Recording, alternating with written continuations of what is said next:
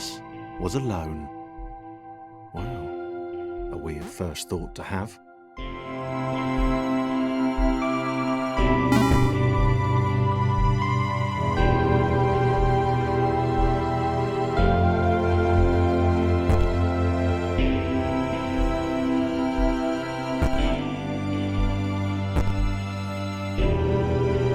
Thomas decided to start listing his observations for posterity.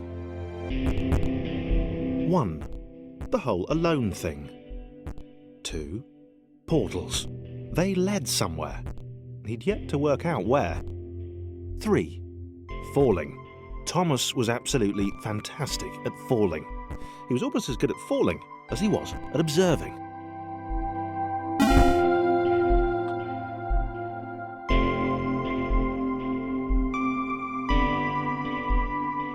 Okay, interesting. Thomas couldn't fall past this block. Think, damn it, think! What if there was some kind of inverted fall? Some way to... what's the word? Jump. It worked! A big jump. But Thomas noted there was no real danger in missing it. The world didn't want him to fail here. It was pushing him, but gently.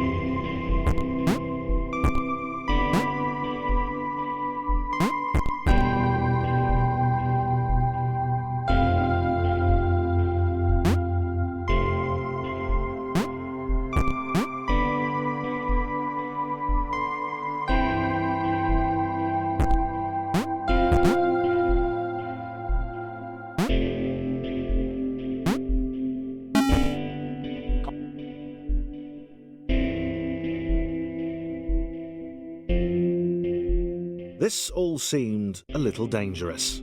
The world was not to be trusted. It was unstable, and it seemed to Thomas that it could...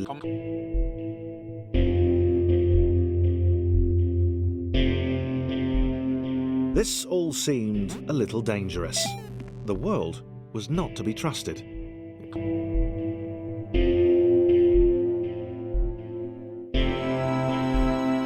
This all seemed a little dangerous. The world was not to be trusted. It was unstable, and it seemed to Thomas that it could let him down at any moment.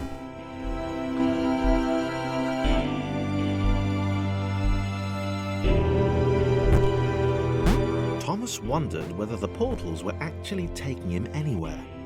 He felt like he was making progress, but there wasn't really any way to know. He seemed to be moving predominantly up and to the right, which might, or might not, be important.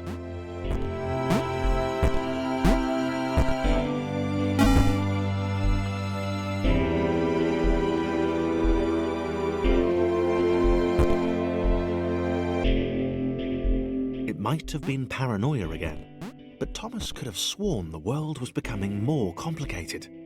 It always seemed to be one step ahead of his skills. It had been designed just for him. He wondered why. Was the world testing him? No, too obvious.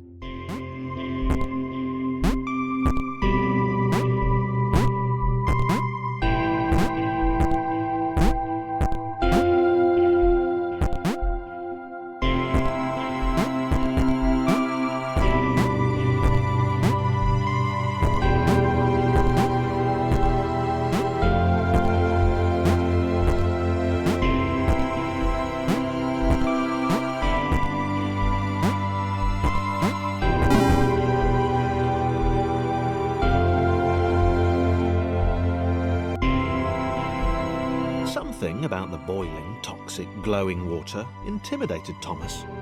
He didn't like it. He certainly didn't want to swim in it. He made another mental note. 4. Water. Not good. to be avoided.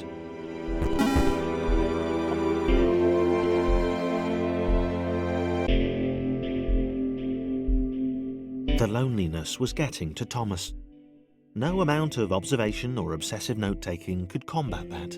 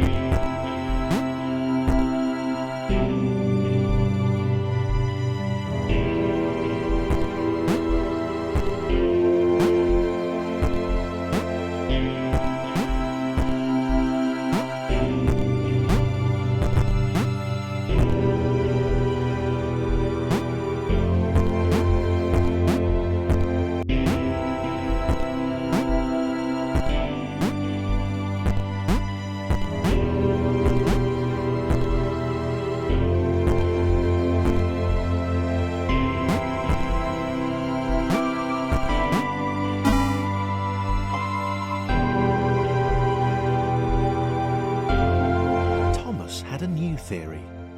The world was training him. He could feel himself getting smarter.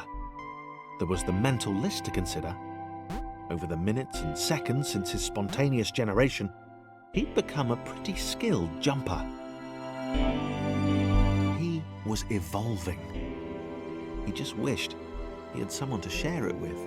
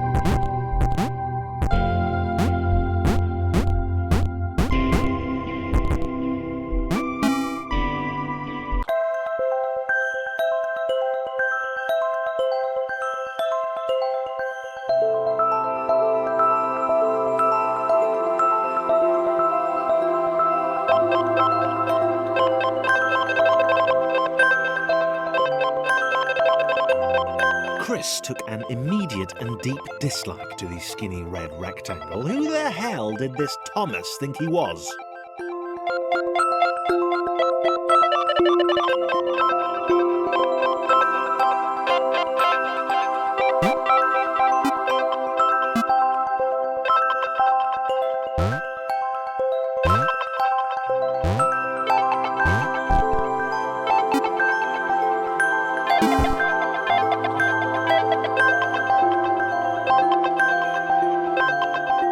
Chris had been doing fine. He wasn't the highest jumper, but he'd held his own. He'd even been graceful at times. Well, not technically graceful, probably the wrong word, but you know, fine. There was that skinny little runt leaping about like he owned the place.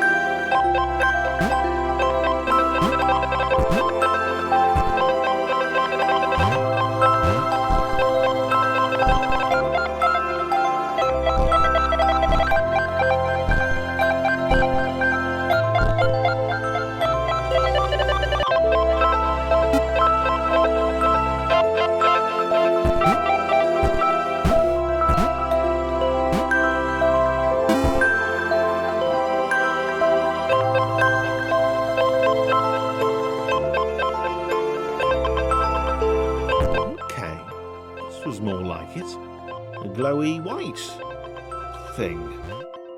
Only Chris could get to it, which of course made it all the more enticing. What would it do? What new opportunity might this switch open up to him?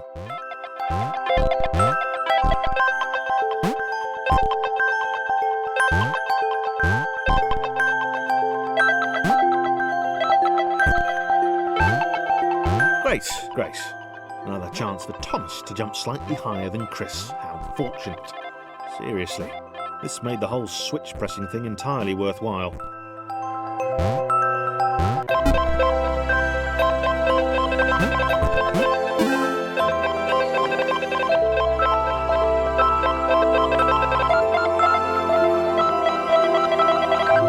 Was this good? Because on the surface, it did not seem good. Chris was pretty scared. Little Red seemed fine, happy to be on his merry little adventure. Chris couldn't shake the feeling that things had taken a significant turn for the worse since Thomas had joined him. Sure, he'd been able to piggyback his way to ever so slightly higher platforms, but where had that got him? Well, to ever so slightly higher platforms, which was sort of his point.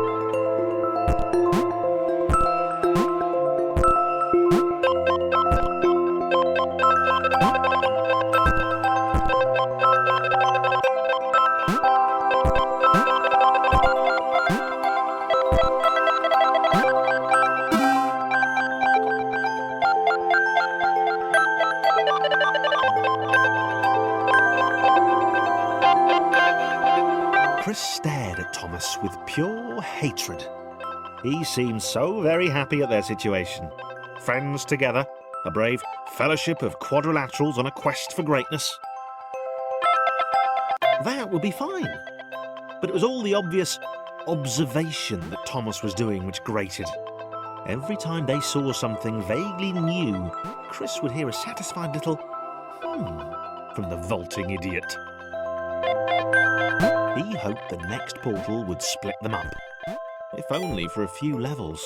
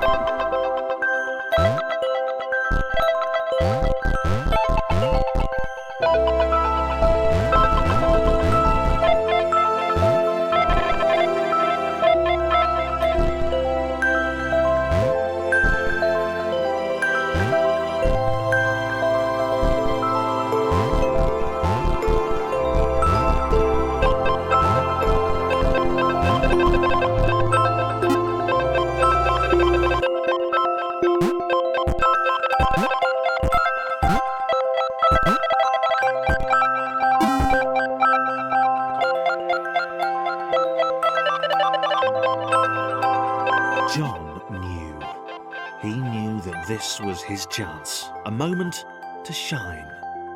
This was game day.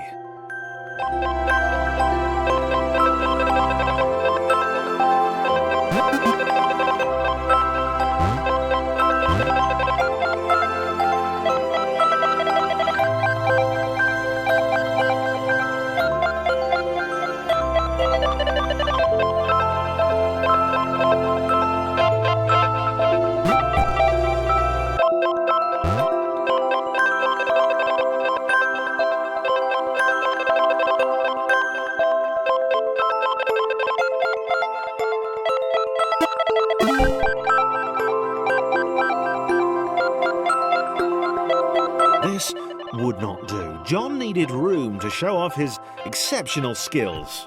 As it was, he was trapped on the wrong side of these little dot things. Where did they come from, anyway?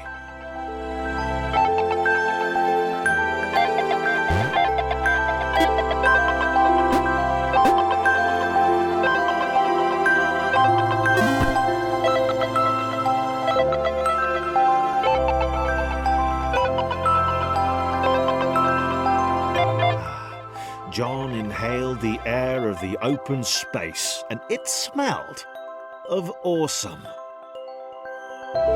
Time to flex those muscles, to put his training to use, time to show those little dots how it was done.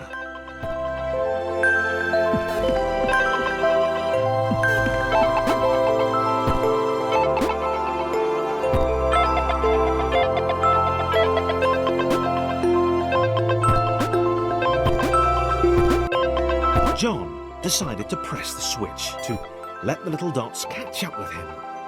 John cared for his new allies. You could tell from the sympathetic expression he'd practiced in the mirror all these years.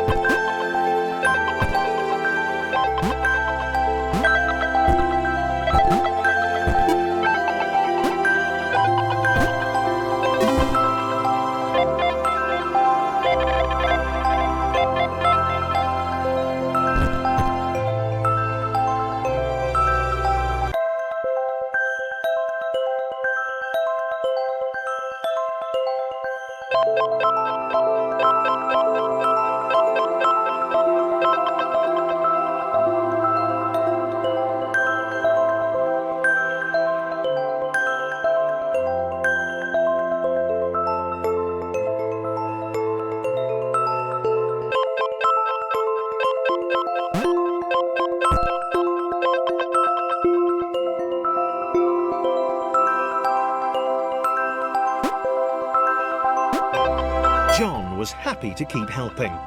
He felt it was important to his image that he was seen to help the little guys.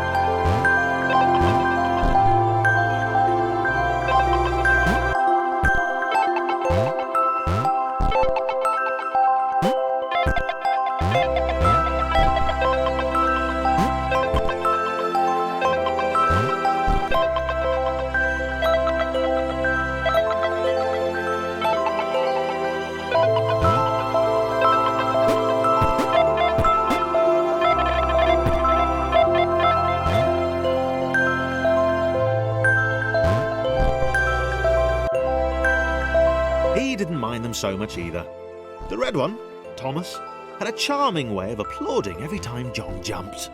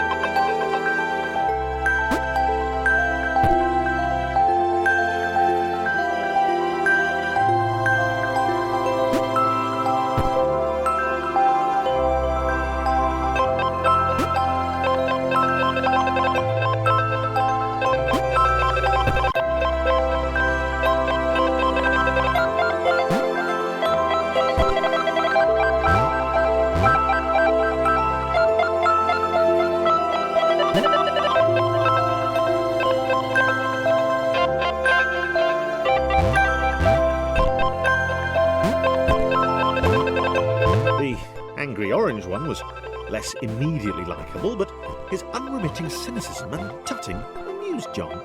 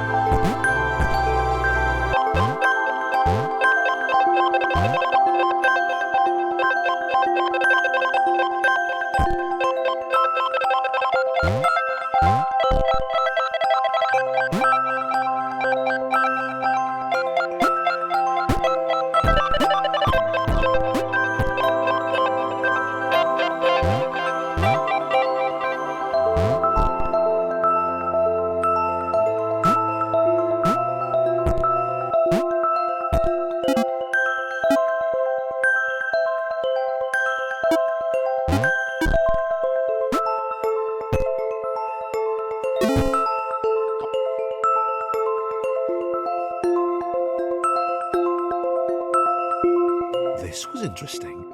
A floating target. This would require coordination, balance, and timing. John was sure the dots would be lost, but he was happy to guide them to triumph.